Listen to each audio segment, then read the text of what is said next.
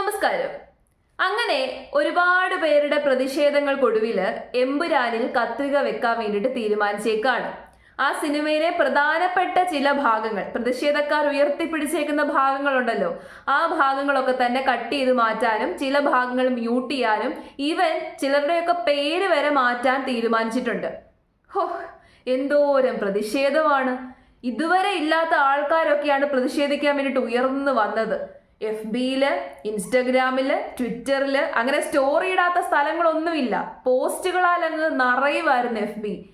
ഈ ആൾക്കാരൊക്കെ തന്നെ നമ്മുടെ നാട്ടിൽ നടക്കുന്ന പ്രശ്നങ്ങൾക്ക് ഈ രീതിയിൽ പ്രതികരിച്ചിരുന്നു എന്നുണ്ടെങ്കിൽ നമ്മുടെ നാട്ടിലുള്ള പ്രശ്നങ്ങളൊക്കെ എന്നേ പരിഹരിക്കാൻ സാധിച്ചേനെ. ഇത്രയും നാളും ഇല്ലാത്ത പ്രതിഷേധക്കാരെ ഇപ്പൊ കാണാൻ വേണ്ടി സാധിച്ചതിൽ വളരെ സന്തോഷമുണ്ട്. നമ്മുടെ കേരളത്തില് എന്തുമാത്രം പ്രശ്നങ്ങളാണ് നടക്കുന്നത് ഓരോ ദിവസവും. ആ പ്രശ്നങ്ങളൊന്നും പരിഹരിക്കാൻ വേണ്ടിയിട്ട് ഇവരാരും മുന്നിട്ടിറങ്ങിയില്ല. എന്നാൽ എമ്പുരാൻ എന്ന് പറയുന്ന ഒരു സിനിമ ഇറങ്ങി. അതൊരു സിനിമ എന്ന രീതിയിൽ മാത്രം അതിനെ കാണുക. അങ്ങനെ ഒരു സിനിമ ഇറങ്ങിയപ്പോൾ പ്രതിഷേധക്കാരുടെ ബഹളമാണ്. ഈ നേതാക്കന്മാരൊക്കെ ഇത്രയും നാളും ഉറങ്ങിക്കിടക്കുമായിരുന്നു എന്നാണ് എൻ്റെ ഒരു സംശയം. ഇവർ ഉണർന്ന് പ്രവർത്തിക്കേണ്ട സ്ഥലത്ത് ഇവർ ഉണർന്ന് പ്രവർത്തിക്കത്തില്ല. അല്ലാത്ത സ്ഥലങ്ങളിലെല്ലാം തല വെക്കാൻ വേണ്ടിയിട്ട് ഇവർ വന്നോളും. അപ്പൊ ഏതായാലും ഏതൊക്കെ ഭാഗങ്ങളാണ് ഈ എമ്പുരാന്റെ സെൻസർ ചെയ്ത് മാറ്റാൻ പോകുന്നത് എന്നതിനെ കുറിച്ചിട്ടുള്ളൊരു വാർത്താ റിപ്പോർട്ടുണ്ട്. ഞാൻ അതൊന്ന് കേൾപ്പിച്ചു തരാം. ൊടുവിൽ എമ്പുരാന് സെൻസർ ബോർഡിന്റെ കടിഞ്ഞാൺ വരുന്നു.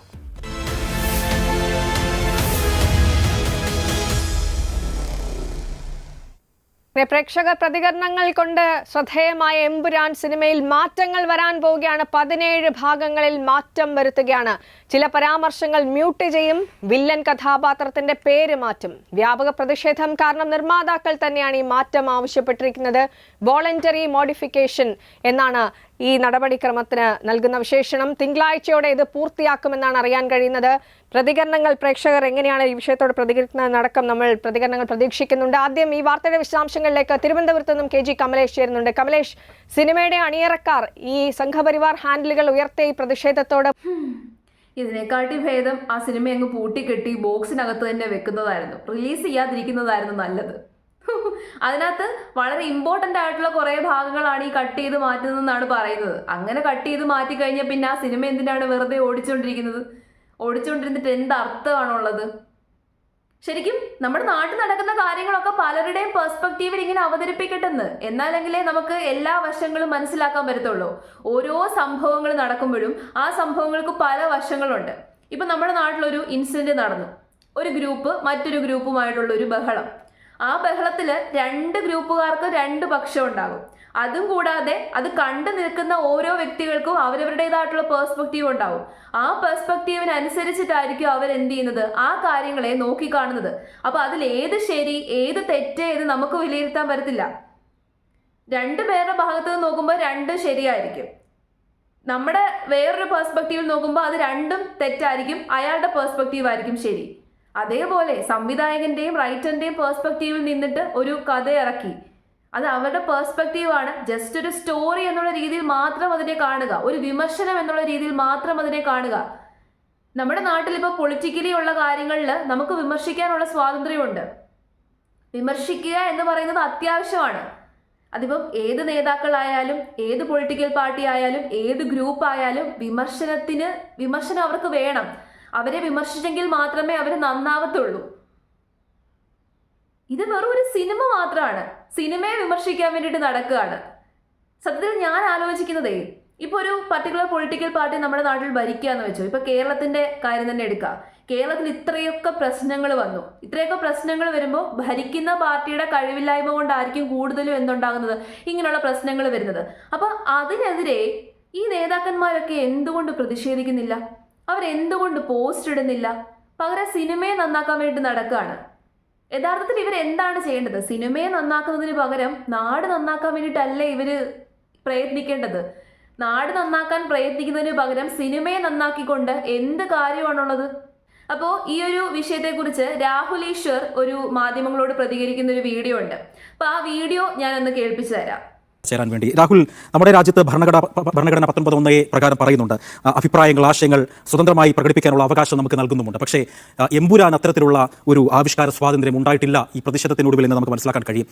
എമ്പുരാനെ കടുംപെട്ട് വന്നിരിക്കുന്നു. എമ്പുരാന്റെ ഷോട്ടുകൾ, അതിന്റെ വില്ലന്റെ പേരുൾപ്പെടെ മാറ്റാൻ സംവിധായകൻ നിർബന്ധിതനായിരിക്കുന്നു എന്നാണ് ഈ ഘട്ടത്തിൽ വരുന്ന വാർത്ത. അപ്പോൾ ഇതിനോട് താങ്കൾ എങ്ങനെയാണ് പ്രതികരിക്കുന്നത്? രണ്ട് കാര്യങ്ങളാണ്. നമ്മളിതിനെ ആവിഷ്കാര സ്വാതന്ത്ര്യം തുടങ്ങിയ കാര്യങ്ങൾ ഇതിൽ അർത്ഥമില്ല. അതായത് ഈ സിനിമയ്ക്ക് ഒരു പൊളിറ്റിക്കൽ സ്റ്റേറ്റ്മെന്റ് ഉണ്ട്. മുമ്പ് കേരള സ്റ്റോറിയും കാശ്മീർ ഫയൽസും BJP രാഷ്ട്രീയത്തെ ഉയർത്തിപ്പിടിച്ച സിനിമയാണെങ്കിൽ എമ്പുരാൻ BJP രാഷ്ട്രീയത്തെ എതിർക്കുന്ന സിനിമയാണ്.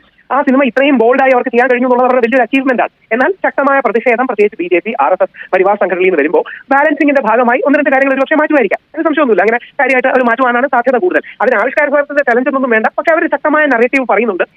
ഇനി ബാബാ ബജറംഗിയുടെ പേര് മാറ്റുമോ എന്ന് എനിക്കറിയില്ല. പക്ഷേ ഇങ്ങനെ ഒരു റെസ്പോൺസ് വന്നപ്പോൾ അതിനെ കൂടെ അക്കോമഡേറ്റ് ചെയ്തു എന്ന് കാണിക്കാൻ ശ്രീ ഗോകുലം ഗോപാലനും ശ്രീ മോഹൻലാലും പൃഥ്വിരാജും ഒക്കെ അങ്ങനെ ഒരു നിലപാടെടുക്കുന്നതായിരിക്കാം. ഇനി ഏതൊക്കെയാണ് മാറ്റുന്നതെന്ന് അറിഞ്ഞാൽ മാത്രമേ നമുക്ക് അറിയാൻ പറ്റൂ. അല്ല, ഇതിനകത്ത് ഈ പേടിച്ചുകൊണ്ട്, അതായത് ഇത്രയും വലിയ രീതിയിലുള്ള ഒരു പ്രതിഷേധം സൈബർ ഇടങ്ങളിൽ അടക്കം വന്നു, ടിക്കറ്റുകൾ ക്യാൻസൽ ചെയ്യുന്ന ഒരു സമീപനം, അപ്പോൾ ഈ നിർമ്മാതാക്കൾ സംവിധായകനോട് ആവശ്യപ്പെടേണ്ട ഒരു ഗതികേട് വരികയാണ് ഇവിടെ. കാരണം ഭയപ്പെടുത്തുകയാണ്. അല്ല, ഭയപ്പെടുത്തുന്നതല്ല. സമൂഹത്തിൽ റെസ്പോൺസ് വരുമ്പോൾ അങ്ങോട്ടും ഇങ്ങോട്ടും വരുമല്ലോ. അതായത് ആ റെസ്പോൺസിന്റെ ഭാഗമായി അത് ഇന്ററാക്ട് ചെയ്യണം. ഒന്ന് കേരള സ്റ്റോറിയുടെ കള്ളം എന്ന് പറഞ്ഞാൽ 3 പെൺകുട്ടികളുടെ അനുഭവം 32,000 എന്ന് പറയുകയുണ്ടായി. അപ്പൊ അത്തരം കാര്യങ്ങളിൽ ഒരു മോഡറേഷൻ പിന്നീട് കോടതി കൊണ്ടുവന്നു. ഇത് കോടതി കൊണ്ടുപോയാൽ എമ്പുരാനെതിരെ യാതൊരു തരത്തിലും നടപടി ഉണ്ടാകാൻ സാധ്യതയില്ല. പക്ഷേ പ്രത്യേകിച്ച് ശ്രീ മോഹൻലാൽ നമുക്കെല്ലാം അറിയുന്നത് പോലെ RSSനോടും മറ്റും അടുപ്പം പുലർത്തുന്ന ആളാണ്. ശ്രീ ഗോകുലം ഗോപാലും അടുപ്പം പുലർത്തുന്ന ആളാണ്. അപ്പൊ അവർക്ക് തികച്ചു ഇവരിൽ നിന്ന് ഒരു കാര്യം പറയാതിരിക്കാൻ പറ്റത്തില്ല. ഈ സിനിമയുടെ ഡയറക്ടറിന്റെയും റൈറ്ററിന്റെയും ധൈര്യം സമ്മതിക്കണം. ഇത്രയും വലിയ കാര്യങ്ങളൊക്കെ തന്നെ ഒരു സിനിമയിൽ ഉൾക്കൊള്ളിക്കുക, അത് വളരെ ധൈര്യത്തോടു കൂടിയിട്ട് അവതരിപ്പിക്കുക എന്ന് പറഞ്ഞു കഴിഞ്ഞാൽ അത് ചില്ലറ ധൈര്യമൊന്നും പോരാ. പിന്നെ നമ്മളുടെ മറുപടി അല്ലെങ്കിൽ നമ്മുടെ അഭിപ്രായം എന്ന് പറയുന്നത് ബയാസ്ഡ് ആവാതിരിക്കുക, അത് നമ്മൾ എപ്പോഴും സൂക്ഷിക്കേണ്ട ഒരു കാര്യമാണ്. ഒരു വിഭാഗത്തെ മാത്രം തള്ളിക്കളഞ്ഞ് ബാക്കിയുള്ള വിഭാഗത്തെ ഉയർത്തി കാണിക്കുന്ന രീതിയിലുള്ള മറുപടി നമ്മൾ പറയരുത്. അങ്ങനെയുള്ള അഭിപ്രായം നമ്മൾ പറയരുത്. ഒരു സിനിമയിൽ അങ്ങനെയുള്ള അഭിപ്രായം വന്നു കഴിഞ്ഞാൽ തീർച്ചയായിട്ടും ആ ഒരു വിഭാഗത്തിന് പ്രതിഷേധം ഉണ്ടാകും. പക്ഷെ എന്നിരുന്നാലും ഇപ്പം എൻ്റെ ഒരു പെർസ്പെക്റ്റീവ് വെച്ചിട്ട് ഞാനൊരു സിനിമയെ സിനിമയായിട്ട് മാത്രമേ കാണത്തുള്ളൂ. ആ സിനിമയിൽ എന്ത് അന്താരാഷ്ട്ര കാര്യമുണ്ട് എന്ന് പറഞ്ഞു കഴിഞ്ഞാലും അതൊരു സിനിമയാണ്, അല്ലെന്നുണ്ടെങ്കിൽ അതൊരു വിമർശനമാണ് എന്ന രീതിയിൽ മാത്രമായിരിക്കും ഞാൻ അതിനെ കാണുന്നത്. അപ്പോൾ ഒരു രാഷ്ട്രീയക്കാരായിക്കോട്ടെ, പൊളിറ്റിക്കൽ പാർട്ടി ആയിക്കോട്ടെ, ഒരു പർട്ടിക്കുലർ ഗ്രൂപ്പ് ആയിക്കോട്ടെ, ആര് തന്നെ ആയിക്കോട്ടെ, ഇങ്ങനൊരു വിമർശനം വരുമ്പോൾ അതിനെ വിമർശനമായിട്ട് മാത്രം കാണാൻ ശ്രമിച്ചു കഴിഞ്ഞാൽ വലിയ പ്രശ്നമൊന്നും ഉണ്ടാകത്തില്ല. സത്യത്തിൽ ഒരു സിനിമയിലെ വിമർശനം പോലും താങ്ങാൻ പറ്റുന്നില്ല എന്ന് പറയുമ്പോൾ ഇവരൊക്കെ എന്ത് നേതാക്കളാണ്, അല്ലെന്നുണ്ടെങ്കിൽ ഇവരൊക്കെ ഏത് പൊളിറ്റിക്കൽ പാർട്ടിയാണ്? എനിക്ക് ഏറ്റവും കൂടുതൽ വിഷമം വരുന്നൊരു കാര്യം എന്താണെന്നറിയാമോ? നമ്മുടെ കേരളത്തിൽ ഇപ്പോൾ ഇത്രയും വലിയ പ്രശ്നങ്ങൾ നടക്കുകയാണ്. എത്രയും പെട്ടെന്ന് പരിഹരിക്കേണ്ട ഒരുപാട് വിഷയങ്ങളും ഒരുപാട് പ്രശ്നങ്ങളും. സിനിമയൊന്നും അല്ല ഇവിടുത്തെ വിഷയം.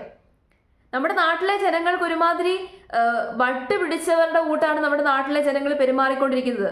മുക്കിനും മൂലയ്ക്കും ഓരോ പ്രശ്നങ്ങളാണ്. അതുകൂടാതെ തന്നെ മൊത്തത്തിലെല്ലാം തകിടം മറിഞ്ഞു കിടക്കുന്ന ഒരു അവസ്ഥ, തല തിരിഞ്ഞു കിടക്കുന്ന ഒരു അവസ്ഥ. ആ ഒരു അവസ്ഥയിൽ ഇവിടെ ഇമ്മീഡിയറ്റ് ആയിട്ട് ചെയ്യേണ്ട ഒരുപാട് കാര്യങ്ങളുണ്ട്, പ്രതിഷേധിക്കേണ്ട ഒരുപാട് കാര്യങ്ങളുണ്ട്. ഈ നേതാക്കന്മാരുടെയൊക്കെ കണ്ണെത്തേണ്ട ഒത്തിരി സ്ഥലങ്ങളുണ്ട്. ആ സ്ഥലത്തൊന്നും ഇവരുടെ ഈ ഒരു പ്രതിഷേധവും കാണാൻ പറ്റുന്നില്ല, അവരുടെ ആരുടെ ഇൻവോൾവ്മെന്റും കാണാൻ പറ്റുന്നില്ല. ഇത്രയും നാൾ ഉറങ്ങിക്കിടക്കുമായിരുന്നു. ഇത്രയും നാളും ഇങ്ങനെ സുഷുപ്തിയിൽ ഉറങ്ങിക്കിടന്നിരുന്ന പല നേതാക്കന്മാരും ഇപ്പോൾ ഉണർന്നു വരുന്നു, ഉണർന്നു പ്രവർത്തിക്കുന്നു. അതിലാണ് വിഷമം. ഇവർ ഈ കാണിക്കുന്ന ഈ ഒരു എക്സൈറ്റ്മെന്റും ഇവർ ഈ കാണിക്കുന്ന ഈ ഒരു ജാഗ്രതയും ഒക്കെ നമ്മുടെ നാടിന്റെ കാര്യത്തിൽ കാണിച്ചിരുന്നു എന്നുണ്ടെങ്കിൽ ഇവരെന്നേ നമ്മുടെ നാടിന്റെ ഭരണാധികാരികളായേനെ.